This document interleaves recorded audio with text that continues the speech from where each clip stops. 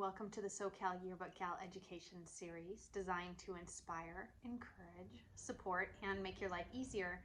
For the next couple of weeks, we're going to be talking about what you can do when your yearbook is done, or when you have students who don't have anything to do because they've already completed their spreads, or the photographers are done taking pictures, or your editors are done proofing those pages. So we're going to talk about what to do with the last quarter of the year when you're just waiting for those books to ship.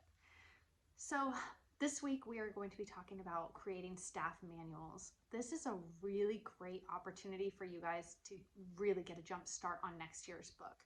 And in your staff manual, I want you to just kind of picture this as being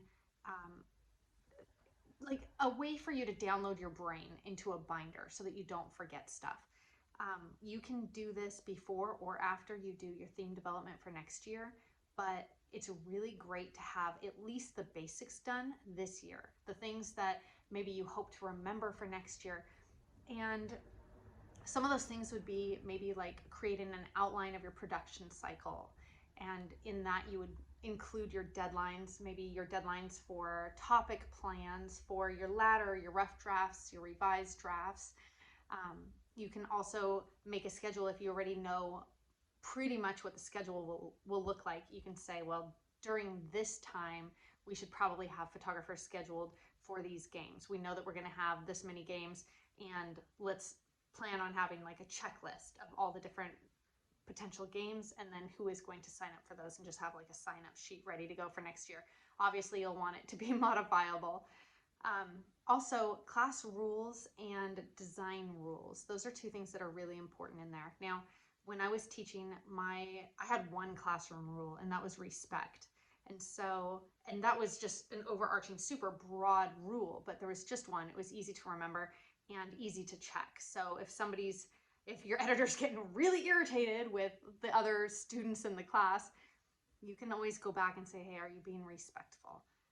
If a student leaves your cards, the memory cards for your cameras on their desk and leaves for the day, that's not being respectful to the equipment. It's not being respectful to the classroom to leave it a mess. So the one rule of respect really was beneficial for me. It was easy for me to implement, and that covered everything from respecting themselves. Don't call yourself names.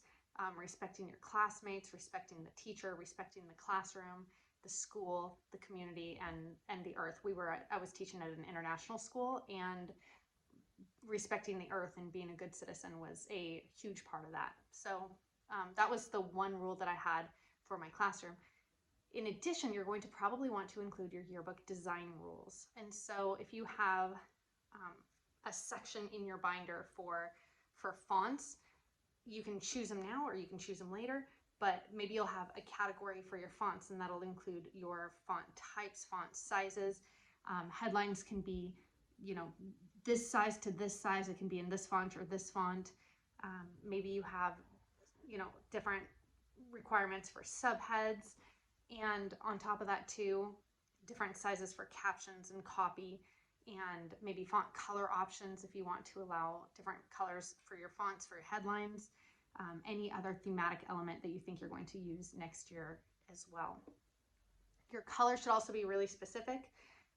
You should have a color catalog that's already printed, and you're going to want to choose colors off of that. So please do not choose colors based on what it looks like on your screen, because you could be really seriously disappointed.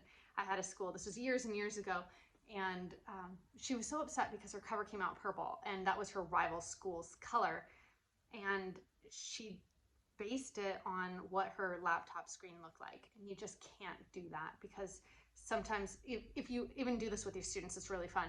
You say, hey, everybody, I want you to put this formula color up on your screen, and then have everybody go to the back of the room and look at all the different screens. You're going to have some that are going to have more magenta, some that are going to have more cyan.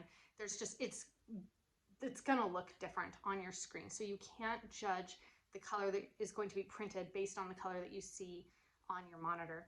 So make sure that you base your colors off of a printed color chart and go off of that, because you want your colors to be accurate in your book. The other way that you can do this too would be pretty easy is if you just do a color dropper and you say, okay, I'm going to use the pink from that shirt for my font. That's totally fine too. Then at least the colors match. It's not going to be a specific color, but if you're talking about the color, like your actual school color, if you have a specific royal blue or something, make sure that you actually find the exact color that you want and then use that formula color. And then the other thing that you'll probably want to include in the back is a miscellaneous section. And this is how you deal with stuff that's maybe not typical. So retirements, deaths, anything that might come up, so that you have some sort of standard. So if somebody comes to you and says, hey, this teacher's retiring, we want to do a full page dedication, you can say, sorry, consistently and historically, this is what we've done for retirements. We do a quarter of a page, or we do an ad, or we do something like that. So have some sort of a standard for how you're going to respond to certain things. And then make sure that you double check your legal issues with splc.org, and really just, if you can get a couple of students on there, it's so much better than having to play solitaire when they don't have anything else to do. Get them doing something, and creating a staff manual will definitely allow you to hone in on what you're looking for in your yearbook program and make next year so much easier. So good luck. Reach out if you guys have any questions about how to organize that. Take care.